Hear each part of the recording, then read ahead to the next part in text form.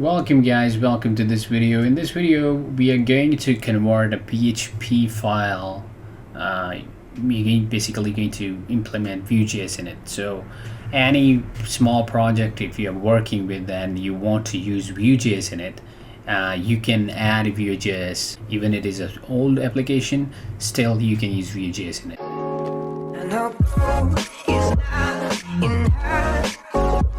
You should try Vuejs. Vuejs provide cloud-based solutions. Instead of going for the shared hosting, you should go for cloud-based services because they have the performance benefit. The Vuejs supports a lot of technologies. I myself have WordPress and Laravel applications running on cloud-based server, and the performance is way too good. They're reasonable in price, and link is in the description. Give it a go. Alright, so currently I have this page. It's powered from PHP. It simply says hello from PHP file. Now when I go to code editor, you can see we have an index.php where I have this small syntax here. jQuery is called here, then we have a div and with the class of content, and there is the h1. Now let's say I have a project where I want to use Vue.js, and that project has so many files, so many, basically maybe HTML or maybe PHP files. So if you want to work on a particular file using Vue.js, you can do using this way. So Vue.js is going to attach to a div, and there you can use the Vue elements. So what I'm going to do, first of all, I'm going to assign this div an ID. Now you can call this ID anything. I'm going to call it app. All right. So once we have this, the second thing is, first we need to import the CDN just like jQuery for the Vue.js. So I go to the Vue.js website, and the latest version of Vue.js is Vue.js 3. So we are on this page. The link is in the description. Here is the link for it. So I'm just going to copy this, and I'm going to go into code editor, and here and this div I'm going to put this, and there.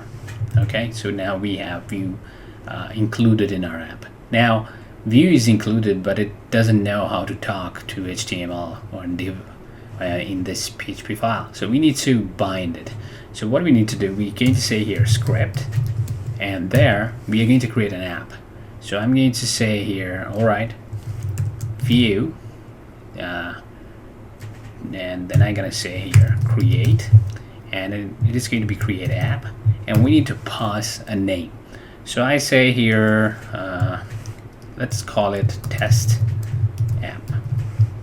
All right, and then I say mount, and we need to pass an ID. So I added an ID here, so I want to use inside Vue.js inside this div. So I'm going to pass this ID here. So I'm simply going to call ID app, and that's it. Now what we can do here is, I'm just going to make some space, and here I'm going to put a constant. Now the constant is going to be test app. All right, and we can have some values in it. So let's add some values. So here I say data, and inside data I want to assign, first of all I want to return an object. So it's going to be return object, and then I'm going to put some values. So I say title, and here I say, okay, hello from Vue.js 3. All right, so we have it. So to see if the Vue.js is working in our file, I'm simply going to copy this and go here, and I'm going to say here h3 maybe, and to work with the Vue components, Vue variable, if you want to display, you need to put curly brackets like this, and you can put the variable. Now I add title there. Now all I need to do is go and check if it is working or not. So I go here in our page and I refresh. So you can see here hello from Vue.js 3. If you see in the console, you are running in development build of Vue. So we have development build of Vue.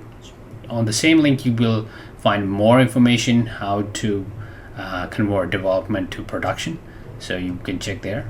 But for now we are good to go with the development. So okay, this is one of the example. I'm just printing a variable, but let's use a v for loop to see if actually it is working. So we can deal with view features. We can take the benefit of it. So I'm going to create an array here. I'm going to call it names, and this array is going to have a few names. So here I see Roger, Andrew, I think. All right, now to display these names, I'm going to use the v-for loop, which is from Vue.js. So what I'm going to do is simply going to say here ul and then li, and in li I'm going to say v-for. So this is a Vue.js loop. Here I'm going to say name in names.